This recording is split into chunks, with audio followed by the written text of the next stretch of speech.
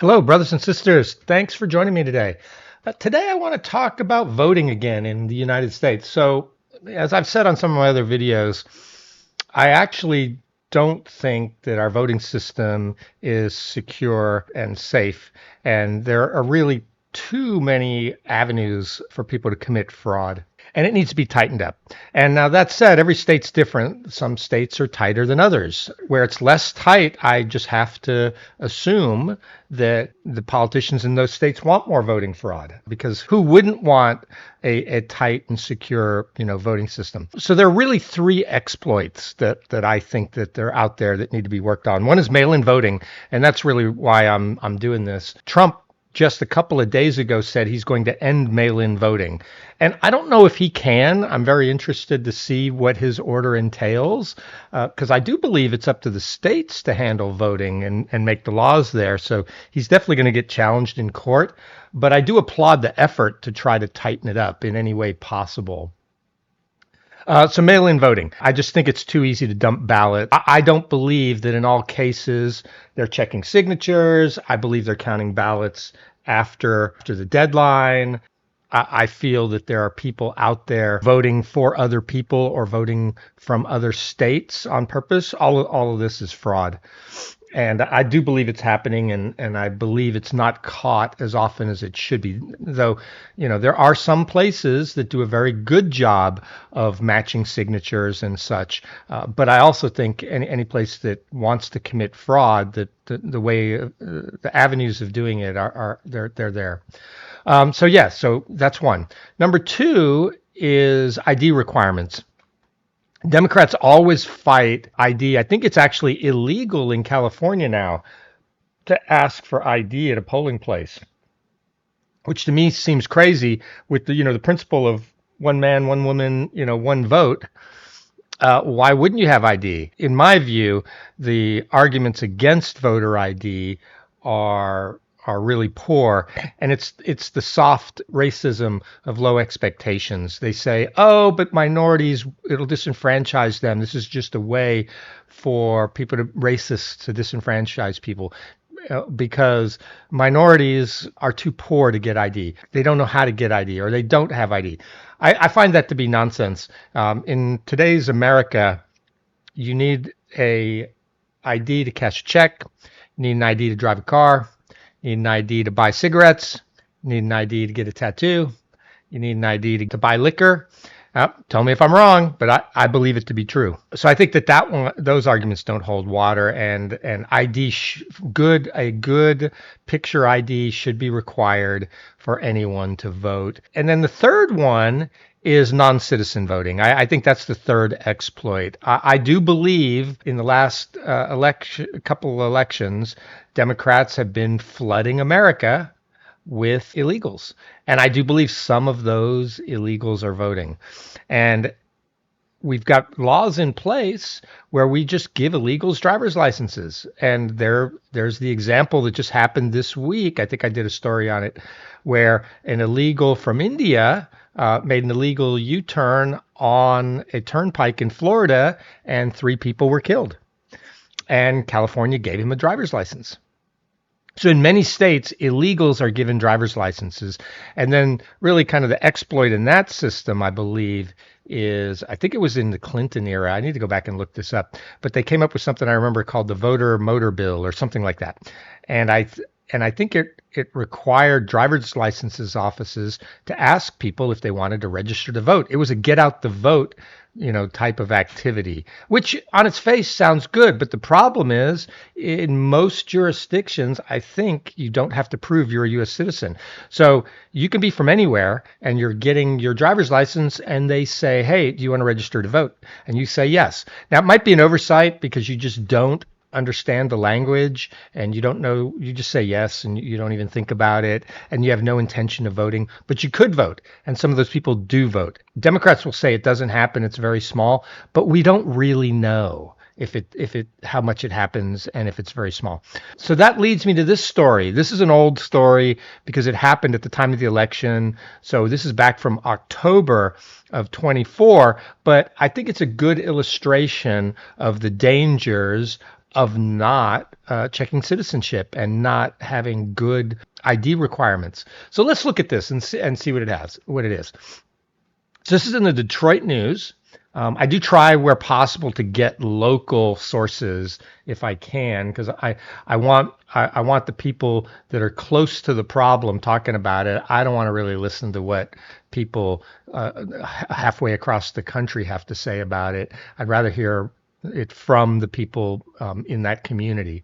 In the Detroit News, in Ann Arbor, a University of Michigan student who is from China and not a U.S. citizen allegedly voted Sunday in Ann Arbor and is being charged with 2 crimes 6 days before a pivotal presidential election. There's no allegedly. This guy did vote. He admits it later on. The filing of the charges was revealed Wednesday in a statement from Michigan Secretary of State Jocelyn Benson's office and the Washtenaw County Prosecutor's Office. The press release didn't identify the student, just describing him only as a non-U.S. citizen. A 19-year-old from China was legally present in the United States, but not a citizen.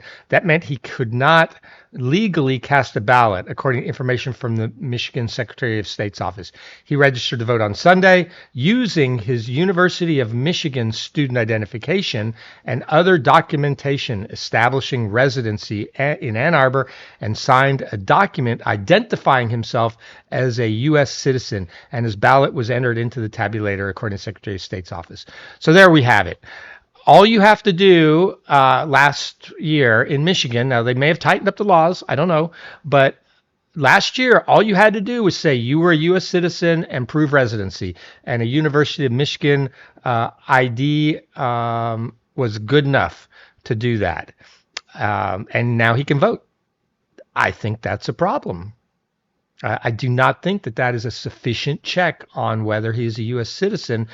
Our voting is too important that voting is on the honor system. I'm sorry. Tell me if I'm wrong. The ballot was cast at an early voting site at the University of Michigan's Museum of Art on State Street, according to Ann Arbor City Administrator. Later, the University of Michigan student voter contacted the local clerk's office asking if he could somehow get his ballot back, according to Benson's office. The student's ballot is expected to count in the upcoming election, although it was illegally cast, because there is no way for election officials to retrieve it once it's been put through the tabulator, according to 2 sources familiar with Michigan election laws. The setup is meant to prevent ballots from being tracked back to an individual voter. So there you go. We would not even know that this gentleman had done this if he hadn't gone and admitted it. So maybe in this case for this gentleman, it was an honest mistake. Now it's still a crime, but it's still it might have been an honest mistake. He either voted illegally and knew it, and then had second thoughts when people told him, dude, you could get arrested for that. Or he just didn't know he wasn't allowed to vote. It's possible. But it's still illegal. You're not allowed to vote. And again, we would not even know that he voted, except he's told us. And then the other part of it is we can't undo it. It's done. His vote counted in the last election because every state's different, but Michigan their systems keep who people voted for anonymous. So there's no way to tell which ballot in the system is his, so we can't really tell who he voted for, so we can't really remove those votes in order to protect the anonymity of the voting process. So this legal alien voted in our last election for out of Detroit, or out of Ann Arbor, and that is a problem. We're grateful for the swift action of the clerk in this case, who took appropriate steps and referred the case to law enforcement, said a joint statement from the Office of Benson, Washtenaw County Prosecutor El Savitt.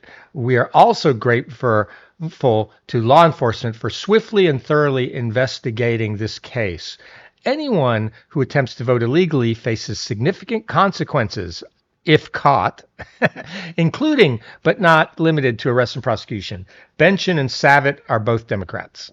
The person who has not been identified as being charged with perjury, yeah, he lied. He lied that he was a U.S. citizen, make a false statement on affidavit for the purpose of securing voter registration and being an unauthorized elector who attempted to vote. He didn't just attempt to vote; he voted. The latter allegation is a felony punishable up to 4 years behind bars and a fine of $2,000 according to Michigan law. The standard penalty for perjury is 15 years in prison, but it's unclear what it would be in this case involving lying on an application to vote. A UM police detective gave a swear to on a law enforcement investigation Wednesday morning before the 15th District Magistrate Court for 2 election charges against the student sought by Savitt Court Administrator Cheryl Sanborn. As of Wednesday afternoon, the student had not been arraigned. The student is being represented by the University of Michigan Student Legal Services. University of Michigan spokesman Colleen Mastoni directed questions Wednesday to Benson and Slavitt's offices. In a message to the Ann Arbor City Council members obtained by the Detroit News, Milton Dohoney Jr., the city's administrator, said there had been an instance of potential voter fraud in Ann Arbor. See, these guys they all don't want to admit it on public that there was actually fraud here. The guy admitted it, but they're trying to soften it by using, softer language. So there's potential voter fraud in Ann Arbor involving a University of Michigan student who is a green card holder. Through a series of actions, the student was apparently able to register, receive ballots, and cast a vote, Dohoney wrote in an email on Monday. Based upon the scenario we're hearing this morning, the student was fully aware of what he was doing and that it was not legal. Okay, I think that's important. He knew, and then he had second thoughts. After the fact, he realized, you know what, I probably shouldn't have done that. Dohoney acknowledged in the email that the story might get picked up by regional or perhaps national media. An extremely isolated and rare event. Then see, here we go. Now the media is trying to spin this as like, oh, nothing to see here, move along. Under 2018 ballot proposal, the voters approved with 67% support, people can register to vote in Michigan up to and including on election day. Okay? Fair enough. You can vote in, proof of residency voting can include a driver's license, state identification, and utility bill, according to the Secretary of State's website. It is incredible that someone has to provide their citizenship to get a plane or get a job in this country, but you can still vote based on your word and sign a waiver. I think you can actually just get on a plane with a driver's license, and I think that's not quite right. But citizenship works too. If you're a U.S. citizen and have a passport, that's a valid ID. Now the vote is going to count, and it can't be rescinded. That is a mismatch. Absolutely.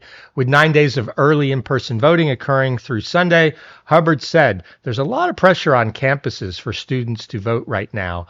I hope it was an innocent mistake, she said. The statement for the Secretary of State's website and the Washtenaw County Prosecutor's Office described voting by non-citizens as an extremely isolated and rare event.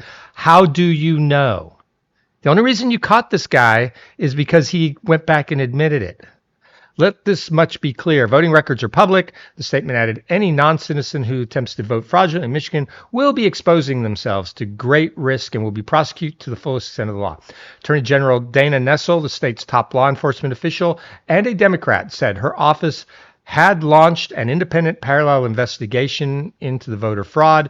It is the responsibility of each and every resident in the state and nation to adhere to the law, and Michigan election law makes clear that non-citizens cannot vote in elections.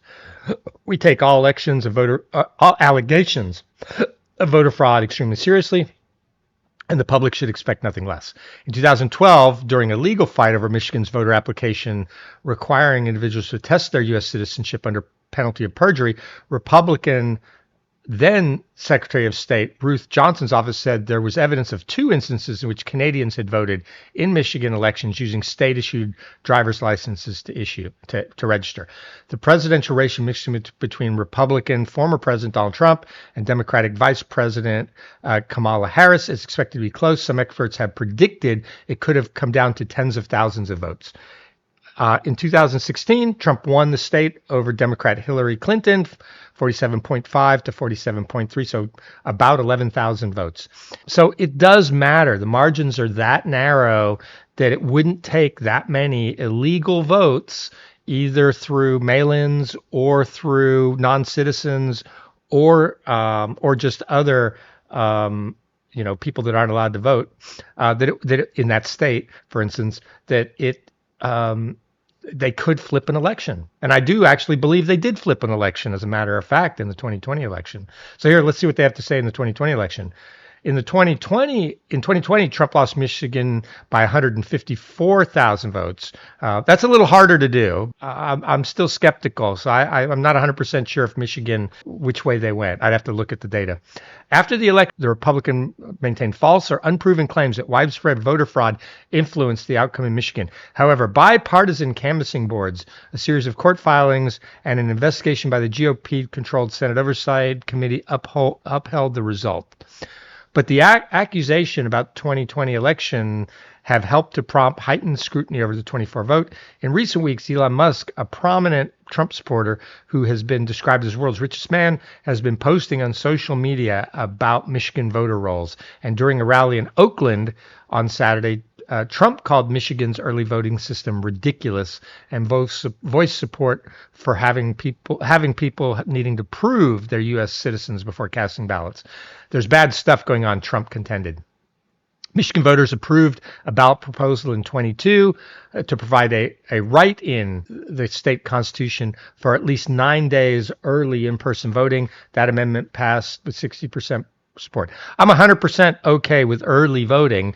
It's mail-ins, it's citizenships and IDs that I think are problematic. The Michigan Secretary of State website says in every state, only U.S. citizens are eligible to register to vote or cast a ballot in any state or federal election. There's no evidence to support claims that large numbers of non-citizens have voted in past elections or are registering to vote in 24, Secretary of State's website said. In a statement on Wednesday, U.S. Rep. John Molinar, a Republican from Caledonia, the chair of a special House committee scrutinizing China's power, accused Benson of failing to prevent this illegal vote from being cast. The University of Michigan should expel this student for violating our laws. Our state leaders need to take serious action against the Chinese Communist Party. Attempts to influence our state. Moliner said in a statement, Secretary Benson must tell us how she will prevent similar election fraud in the next week and how she will secure our elections against CCP interference. This story didn't have much about China in it, but it brought China up kind of at the end because this was, I guess, a Chinese national. But it has been found out, documents have gone out that the Chinese government has been spending significant amount of money as funding things like anti-Trump protests and such, and really it's just to destabilize America. That is in their interest. So this is also in their interest. So yeah, I actually agree with this guy, this U.S. Rep. Molinar from Caledonia. We should not tolerate this immediately, and that's after whatever punishment whatever punishment Michigan wants to give him, whatever they think is appropriate for him voting. And now the Democrats are all going to say, hey, there's nothing to see here, it's very small. But that's the thing, we don't know, because we only caught this guy because he actually admitted it. So this is why it's super important to be going back and cleaning up the voter rolls, and Democrats have fought that during the last election. We need to go in, we need to remove people that we know are dead. We need to remove people that if we're certain they've moved out of state. We need to remove people that are non-citizens. And if any of them committed any sort of fraud, we need to prosecute them to stop this bad behavior in the future. We need to send a message. And again, I think the way to really fix this in this specific case is you need to prove citizenship. And I'm sorry if that's hard, but then jurisdictions just need to set up systems to make it easier to get a hold of birth certificates and such if they think it's a problem. Because we cannot have fraud in our elections and have people need to have trust that our elections are free and fair, and or else why are we even having them? All right, that's what I think.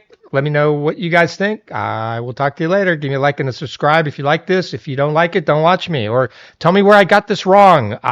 Tell me why making it harder to vote is bad.